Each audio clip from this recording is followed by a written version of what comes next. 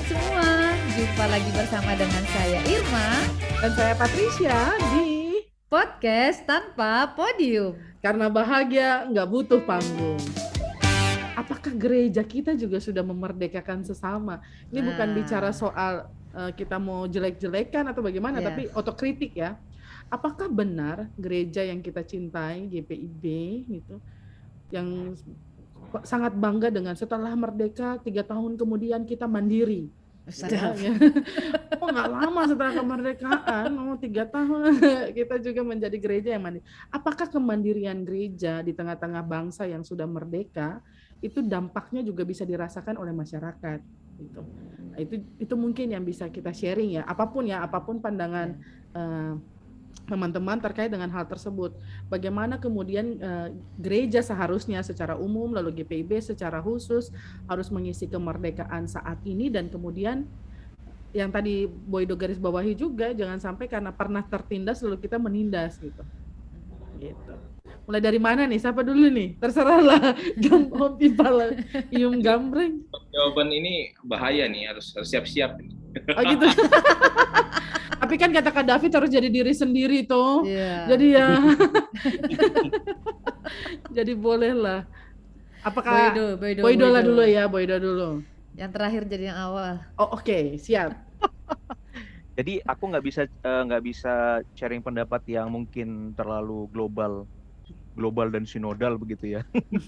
Jadi tentang gereja yang memerdekakan, yang menurut aku sih harus itu menjadi tugas gereja.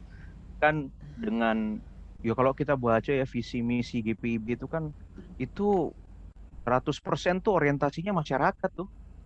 Berarti itu kalau kita mau katakan gereja ini memang orientasinya memang eksternal banget secara konseptual, dan ya aku rasa memang itu harus ya menjadi tugas gereja ya. Sekarang kan tentang bagaimana kejadiannya di tengah-tengah jemaat lokal itu yang menjadi PR masing-masing.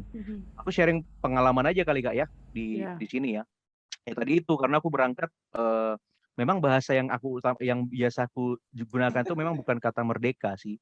Lebih aku lebih suka dengan bahasa kemandirian, lebih suka aku dengan itu karena bermakna sih buat aku kata itu. Tapi itu berkaitan juga dengan kemerdekaan. Misalnya kalau ketika masuk di pelayanan di Pulau Lingka ini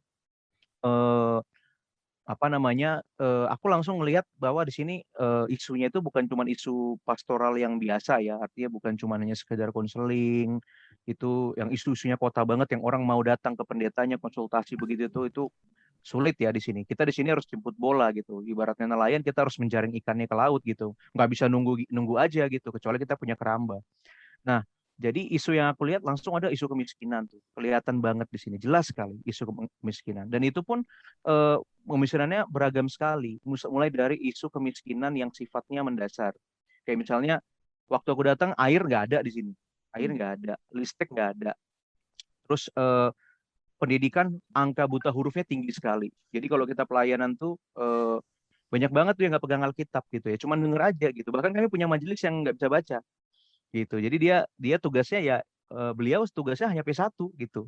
Tugasnya doa di konsistori dan menyerahkan Alkitab pada pelayan firman.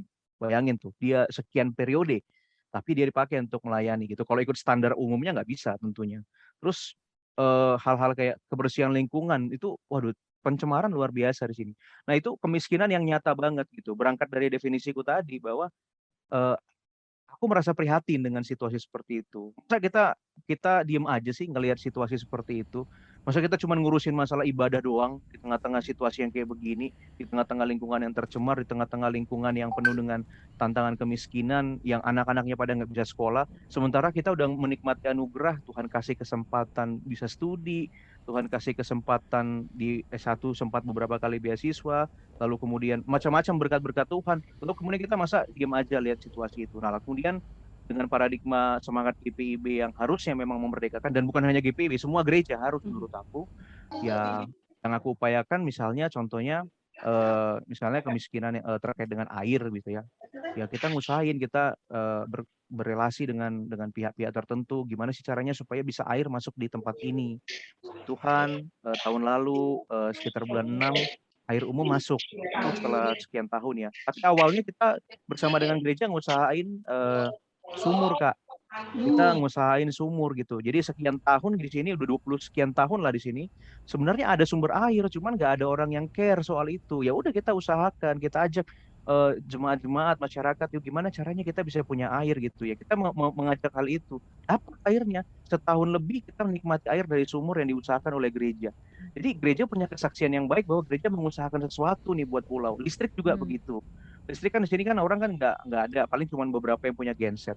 Itu juga kita usahakan, kita serukan, kita sampaikan ke DPRD dan seterusnya. Akhirnya puji Tuhan masuk listrik di sini gitu, dan kemiskinan yang lain dalam hal-hal ekonomi ya karena semuanya rata-rata nelayan tradisional, paradigmanya masih tradisional banget. Jadi kita harus nggak untuk penghasilan ya tergantung apa yang kita dapat pada hari itu. Nah, padahal kan namanya di laut kan kita kan hidup kan tergantung kayak hari di sepanjang hari hujan terus nih. Wah, itu satu harian tuh nggak ada pendapatan, tinggal ngarepin malam aja kalau masih mereka bisa melaut gitu. Tapi gimana anak istri dan keluarga harus makan. Nah, karena itu kemudian kita coba untuk lakukan gimana apa yang bisa lakukan oleh gereja. Oh, kita datangkan pemberdaya yuk gitu. Kita yang ngajarin bisa bikin ini, bisa bikin itu, produk-produknya ada beberapa produk yang kita upayakan. Jadi mereka bisa jual dan ada penghasilan tambahan. Nah, itu hal-hal lain dan termasuk yang paling aku concern itu misalnya pendidikan. Kalau menurut aku pendidikan itu nggak diberesin, itu pakai gimana pun caranya pasti nggak akan merdeka-merdeka bangsa kita ini. Masa 1 jam dari Batam loh, masih ada 60% orang yang nggak bisa baca, itu kan di luar akal gitu. Di mana peran Betul. pemerintah dan di mana peran gereja? Itu yang membuat aku kayak rasa nggak bener nih, nggak bisa kayak gini nih. Ini hidup akan menderita kalau orang pada nggak bisa baca gitu. Nah, kita usahain, kita bentuk namanya GPIB Mengajar, kita ajak orang-orang yang volunteer melakukan sesuatu. Ya gitu kan ya udah makin banyak yang bisa baca. Walaupun generasi tuanya masih tetap banyak yang nggak bisa, tapi anak-anak makin cepat. Bayangin aja sampai kelas 5 SD di sini nggak bisa baca Kak, dinaikin terus sama gurunya. Karena apa? Daripada gua ngeliat dulu lagi, daripada orang tua mau protes, dinaikin sampai kelas 5. Pendidikan macam apa? Gitu. Jadi kalau kita nggak bersuara dan kita nggak cuman protes aja, pemerintah minoritas lu ngapain lu di sini? Nah, kalau gitu kita harus bikin sesuatu. Kita upayakan dengan bikin GPIB Mengajar, terus mereka kita upayakan kalau bisa beasiswa, dan puji Tuhan sekarang ada 3 anak yang kita dukung dengan beasiswa, 2 orang kuliah di Batam meskipun pendidikannya di sini, ada 1 yang di Malang tahun ini kita upayain. Jadi karena kita ngerasain di masa lalu kita gimana sulitnya, kita ingin jemaat masyarakat juga menikmati kemerdekaan itu. Kurang lebih gitu sih Kak, aku nggak bisa ngomong yang lebih luas, tapi ya mungkin hal-hal kecil yang dilakukan di sini. Ini ya, kakak-kakak yang lain juga lagi dejavu sama pelayanan di pos Pelkes ini pasti semuanya. Doain terinspirasi dari para senior ini. Luar biasa. Tapi ini juga jadi nada yang merdu ya, setelah hidup yang penuh dengan false dan tidak harmonis itu. GB dong kita bakti lagunya. Kita lagi kayak tebak lagu ya. Iya, yang itu. Menarik merdeka dari beberapa aspek ya, sangat komprehensif. Ini memang Pendeta Boydo ini layak dipilih untuk tahun berikutnya. Tolong diubah tagarnya nanti ya. Tetap ya ujungnya ke situ. Tetap ujungnya ke sana. Kalau mau berubah gitu.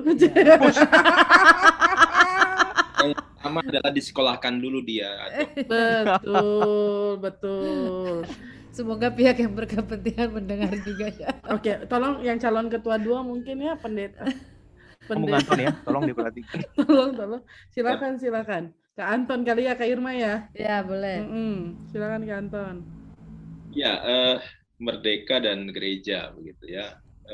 Mungkin hubungannya begitu. Ini harus jawab jujur ya. Jujur.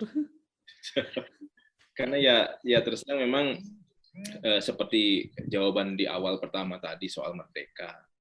Kita ini kan hidup bersama-sama dengan banyak orang begitu ya. Dan termasuk gereja ada di tengah-tengah bangsa, di tengah-tengah Indonesia yang plural juga dengan berbagai macam rakyat dengan berbagai macam latar belakang. Nah, artinya bagaimana kemudian seharusnya ya seperti tadi yang dikatakan Boy, sebenarnya rule-nya udah ada nih. Istilahnya arahnya sudah ada gereja kita. Cuma persoalannya kan tinggal mau melaksanakan apa enggak. Dan saya jujur harus mengatakan kalau dikatakan ini jadi otokritik begitu ya. Dari pengalaman saya yang mungkin baru 14 tahun lah jadi pendeta begitu. Saya belum melihat bahwa belum maksimal lah, bukan berarti belum ada ya.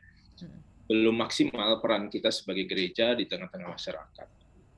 Jadi artinya bahwa kita masih ya dalam tanda kutip mungkin mengeksklusifkan diri begitu ya.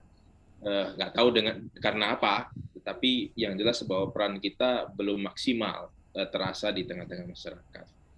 Dengan bahasa saya mungkin seringkali kita lebih sibuk dengan urusan-urusan internal, urusan-urusan di dalam yang membuat kita merasa kita sudah sibuk lah, nggak perlu ngurusin di luar.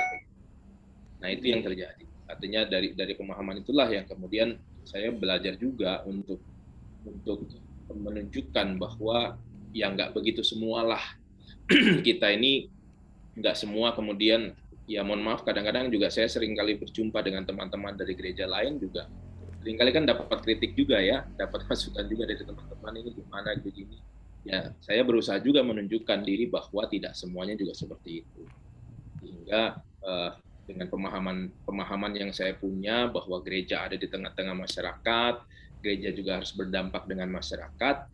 Ya, mulai dari mungkin saya ada di dalam pelayanan di Gospelcast misalnya, ya, ini tadi dibilang deja vu begitu ya. Misalnya waktu di Apokayan misalnya di daerah perbatasan di mana jauh sekali dari peradaban katanya. Banyak orang ya tadi konteksnya mungkin kalau saja misalnya Boydo bilang Lingkas saja yang cuma dekat sama Batam saja seperti itu begitu ya, apalagi yang di pedalaman begitu toh itu pasti akan juga lebih ya mungkin kondisinya lah akan tidak lebih baik begitu. Nah itu juga yang kemudian menjadi sebuah kesadaran bahwa kita juga harus berdampak nih. Bagaimana caranya ya salah satunya tadi seperti juga Boydo lakukan, kita mencoba untuk menyekolahkan anak-anak kita. Waktu itu sempat awal pertama menyekolahkan 3 orang ke STT Intim waktu itu. Tapi ya yang berhasil cuma 1. Ya kan kita nggak bisa paksakan juga, kita sudah upayakan begitu. Kemudian kami juga berpikir ternyata kebutuhannya kan bukan cuma teologi, tapi juga harus juga memberdayakan mereka dengan bidang-bidang pendidikan yang lain, sehingga kemudian mencoba menyekolahkan mereka ke Samarinda, ke Balikpapan, kemudian ke Surabaya juga, dan itu bukan kami sendiri tentunya, karena kami juga nggak mampu juga, tetapi ya kembali, ini kita punya modal sosial juga ternyata besar begitu ya, sebagai gereja, banyak orang-orang yang sebenarnya punya hati yang tergerak untuk diberdayakan, untuk juga membantu begitu, sehingga perlu juga mereka dilibatkan, dan kami bersyukur juga bisa melibatkan orang-orang yang mau atau jemaah-jemaah yang juga mau kemudian memberikan dirinya membantu. Nah itu kemudian saat kemudian saya pindah ke Bogor ya mau tidak mau juga ya bersyukur juga punya teman-teman yang juga akhirnya mendorong saya juga bisa masuk dalam lingkaran lintas iman begitu. Hingga kemudian di Bogor pun mulailah melakukan karya-karya dengan kesadaran tadi bahwa gereja juga harus ada, meskipun saya nggak bisa mengklaim begitu ya apakah ini mewakili gereja 100% apa enggak, karena kadang-kadang ya terus terang ini jadi seperti juga ada personal begitu. Saya hadir di situ tidak sepenuhnya kemudian mewakili gereja, tapi saya selalu bawa nama gereja. Saya nggak mau kemudian hanya saya kemudian secara personal yang ada di situ. Dan itu mulai dengan ya peran-peran di PGIS sebagai sekum dan ketum, kemudian juga di Basolia Badan Solidaritas Agama. Artinya dengan tujuan supaya gereja ini nggak hanya kelihatan ya gereja saya yang saya cintai begitu ya. Saya harus bikin disclaimer begitu dulu karena jangan salah kemudian kalau kita melakukan kritik dibilang nggak cinta begitu. Itu kan salah juga ya. Kita kan perlu cinta nggak harus jadi cinta buta gitu loh. Ya, kalau kita mencintai gereja juga harus tahu kalau kita salah ya salah lah begitu. Jangan kemudian dibela terus gitu, ya. Jadi artinya itu yang kemudian saya lakukan, dan itu terus juga pada saat di Surabaya, di Madura ini begitu terus saya lakukan dengan terus saya membawa misi itu bahwa gereja saya ini harus juga saya kenalkan kepada banyak orang supaya orang juga tahu ini ada gereja. Karena terus terang ya mohon maaf saya harus mengatakan ini, kita seringkali merasa besar, merasa sudah hebat, padahal di mata orang kita belum apa-apa begitu. Kita mungkin hidup dengan kejayaan masa lalu, yang merasa kita ini gereja yang hebat, gereja peninggalan Belanda yang punya aset banyak dan lain-lain. Banyak gereja belajar sama kita, dan itu membuai kita merasa bahwa kita nggak perlu berubah, kita nggak perlu memperbaiki diri. Kita merasa terus superior, dan itu menurut saya harus diubah terus. Kita harus melihat bahwa perkembangan teknologi ini luar biasa, gereja kita juga harus ada di situ. Dan kan miris gitu ya, kalau kemudian ketemu teman-teman, ini baru kali ini loh ada pendeta GPIB mau ikut-ikutan begini, gitu kan miris ya. Apalagi dengan wilayah Jawa Timur misalnya yang begitu besar 48 jemaat, loh kok ada perkataan begitu, kayaknya kok jadi bertanya, ini ngapain aja sih kita ini gitu. Benar-benar. Jangan-jangan cuma sibuk dengan dirinya sendiri. Artinya ya itulah, artinya bahwa kita ini ada di tengah-tengah masyarakat, tantangan masyarakat juga menjadi tantangan kita bersama sebagai gereja. Jadi jangan kemudian gereja merasa kita punya dunia sendiri, sehingga kemudian nggak perlu lagi lah ngapain di tengah-tengah masyarakat, sehingga akhirnya peran kita nggak bisa terasa. Saya ingat, saya agak lupa siapa yang menyampaikan ini, tapi saya pernah dengar sebuah ungkapan, gereja itu harus dicintai karena dibutuhkan. Artinya, kalau gereja mau merasa dibutuhkan, diterima oleh masyarakat, ya harus dicintai.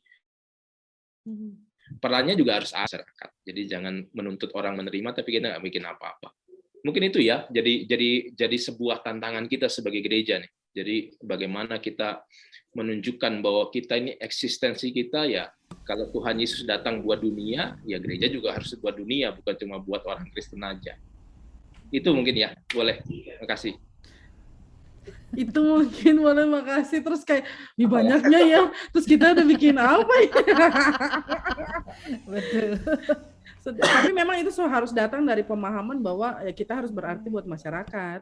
Kalau kita masih merasa kegiatan-kegiatan, bukan berarti ritual nggak penting ya, tapi kalau kita masih merasa di dalam dulu sebelum keluar. Iya. Sorry, saya nggak apa-apa Kak.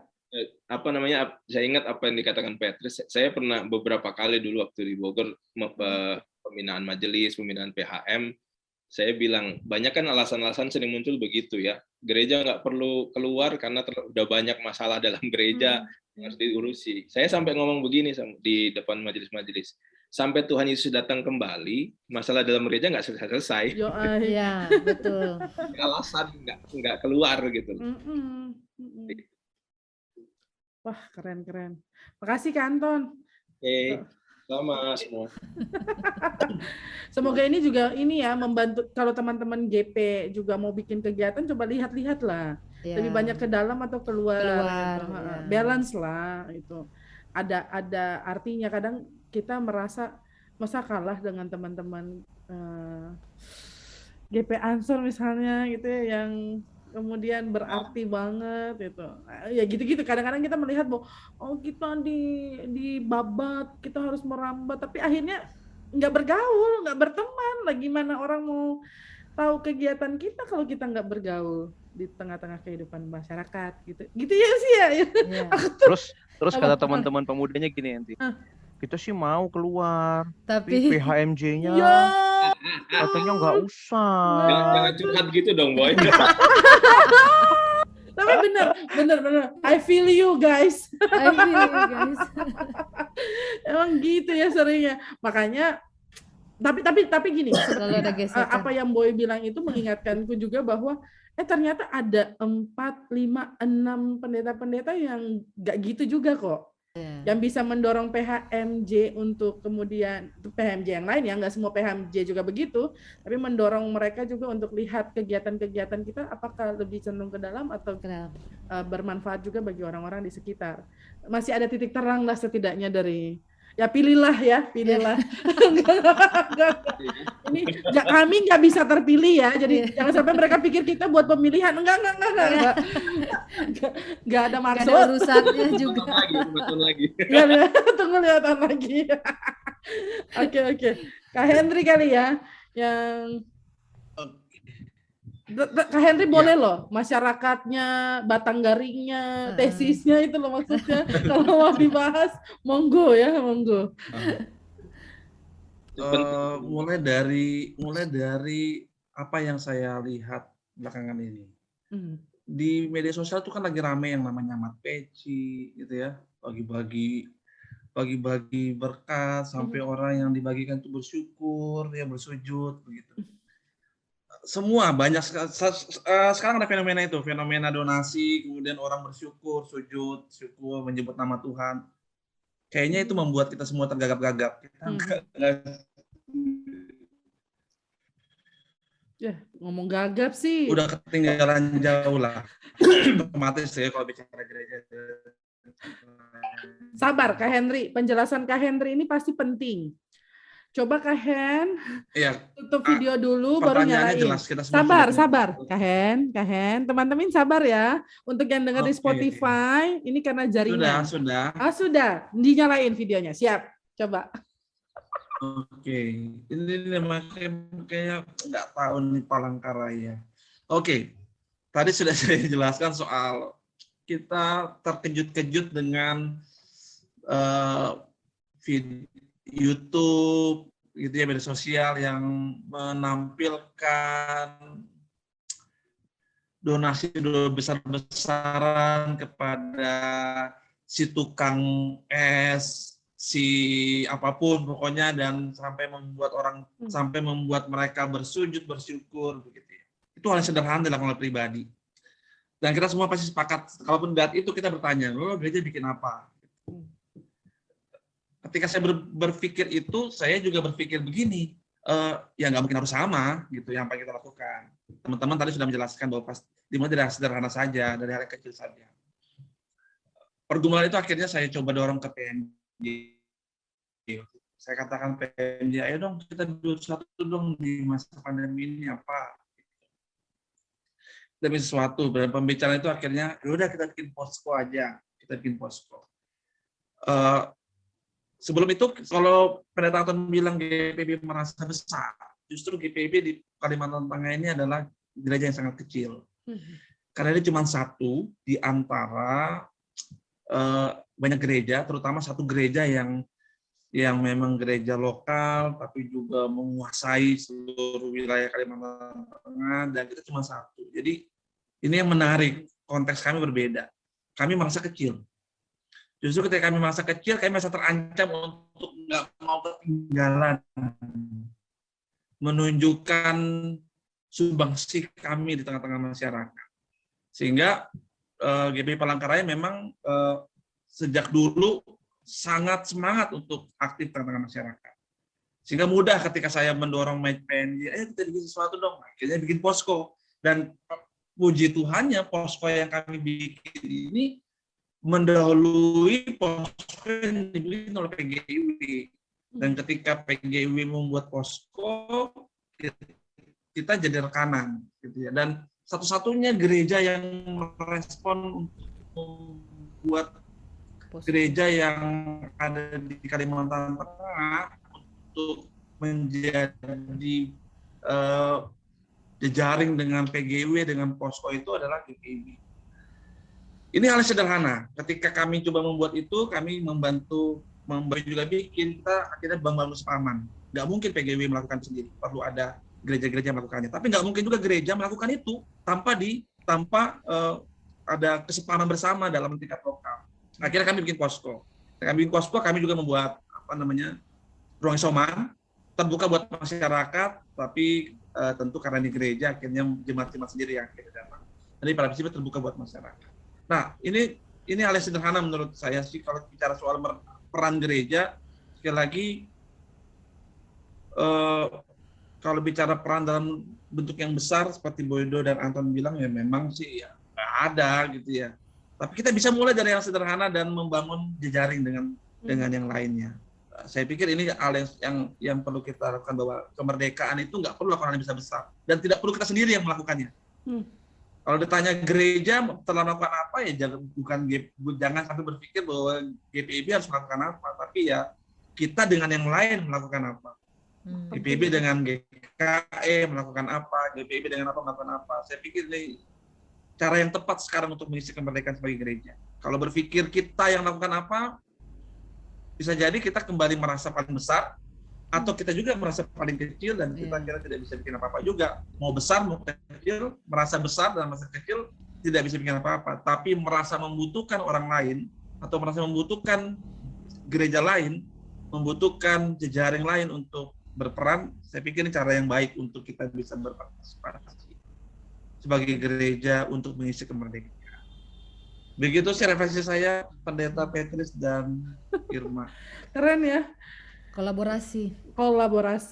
Itu kata paling penting. Collaboration ya. Kalau sendiri tuh, kalau mau jalan cepat ya sendiri ya. Kalau mau jalan jauh ya bersama-sama gitu. Kalau mau merangkul begitu banyak orang ya nggak bisa sendirian. Harus bareng-bareng begitu kerjanya. Ya jalan cepat tapi capek sendiri nanti. Betul. Makanya jaraknya nggak bisa panjang, jangkanya nggak bisa panjang kalau sendirian itu, gitu. Aduh sayang sekali signalnya nggak. Giliran nggak ngomong signalnya bagus loh. Aduh Kak Henry ini kesian. Kenapa Kantan? Atau harus dimatikan videonya baru ngomong? Enggak ini bagus loh. Sejak awal memang saya sudah agak merasa bahwa signal Palangkaraya kurang baik. Tapi nggak apa-apa toh, lanjut ya. Persiap merdeka berarti Bung. Itulah. Kemerdekaan sinyal belum terjadi di sana. Kemerdekaan sinyal. Boleh coba tunjukin mukanya aja nggak apa-apa loh. Kak David ini lagi matiin video karena saudaranya sakit, tapi apakah sudah terhubung kembali? Cile itu kayak reporter. Bapak David, Bapak David tersambung dengan kita lagi Pak? Oh masih telepon mungkin. Saudaranya demam tinggi. Kita doakan cepat sembuh ya teman-teman ya. Nanti mungkin kita bisa tanya selanjutnya kali Usi. Kita lanjut ke. Sebenarnya banyak banget yang kita mau tanya dan kita mau gali nih. Tapi ya. Silakan Usi. Boleh nggak ya? Oh boleh. Boleh. Ini podcast kami, boleh.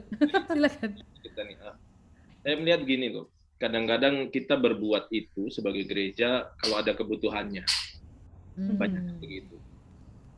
Jadi makanya kemudian muncul yang terjadi adalah banyak orang atau gereja bergerak kalau ada dalam sebuah situasi misalnya di lingkungan yang tidak menerima dengan baik.